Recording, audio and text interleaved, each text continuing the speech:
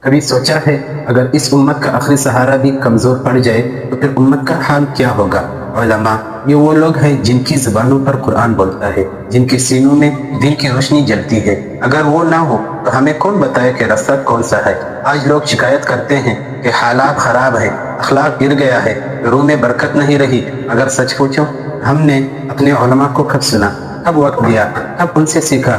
علماء حق وہ ہیں جو راتوں کو امت کے لیے روتے ہیں، جو سچ کی قیمت ادا کرتے ہیں اور کبھی پیچھے نہیں ہٹتے۔ ان کی دعا میں اثر ہوتا ہے، ان کی بات میں نور ہوتا ہے۔ لیکن ایک فرق سمجھ لو، ہر عوامہ عالم نہیں ہوتا، مگر ہر سچا عالم اس امت کا محافظ ہوتا ہے۔